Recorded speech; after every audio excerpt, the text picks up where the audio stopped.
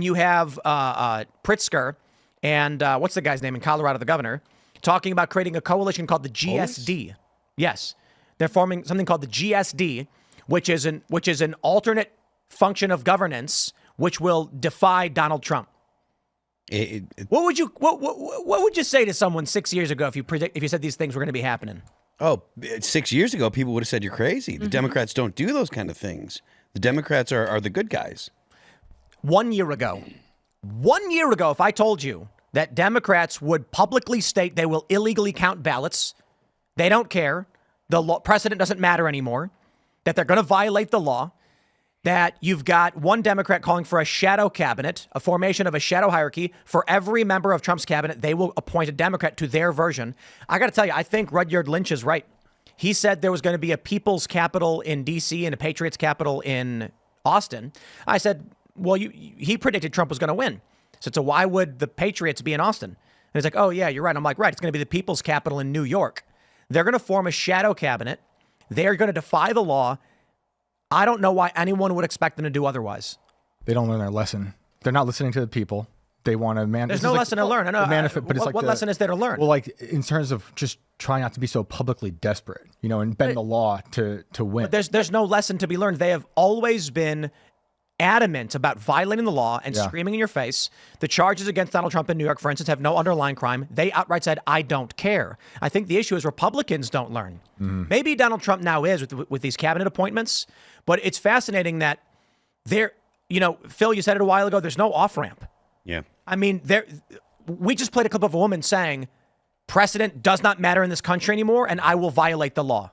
I think that they also kind of showed this in 2018, 2017, when a lot of Democrats were questioning the election back then when Donald Trump won the first time. I don't know if you guys remember, they said the machines don't work. They're not good. Yes. We need to hand count. And then all of a sudden, when Joe Biden won, then all of a sudden the machines are fine. Everything's fine. So I think they kind of gave us a foreshadow of this back in 2017, Didn't Elizabeth 2018. Warren actually put out the letter saying Dominion machines were not to be trusted? That was right after Trump won. Right. Donald Trump needs to be the president that the left has been terrified of and has been saying that he's going to be, that he was not, that he honestly, I'm not sure that he even has the stomach to be that president, but he needs to be the president that they're terrified of. He needs to execute the law. And I'm not talking about doing anything illegal, but he needs to indict every single person that will vocally say that they're going to fly in the face of the law, not do their duty according to their position. Anyone that says that they're going to, anyone that says anything about creating a shadow government, that's sedition. They need to be investigated, arrested. If you're going to send Steve Bannon to jail, if they're going to send Roger Stone to jail, and I don't even know what Roger Stone's deal was, but I know they're kicking in the doors of Americans. If they're going to go and kick in the doors of Mar-a-Lago, I know they didn't kick in the doors, but if they're going to go and search Mar-a-Lago while President Biden has umpteen thousand or whatever classified documents, then President Trump, when he takes office, needs to be the president that they have all been afraid of. He needs to be as militant as the law allows. Let's take a look at this story. Fox 13 says, what is a shadow cabinet and how would it work in the U.S.?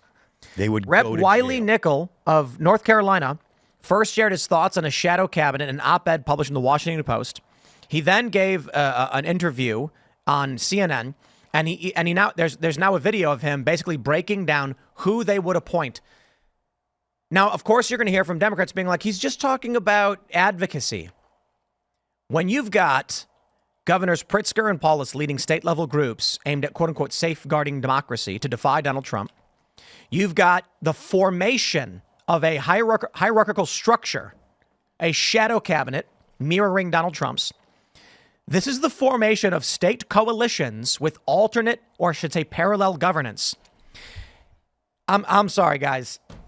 I don't know how many times I have to sit down and be like, hey, this is a really weird thing that's happening. It's unprecedented in American history.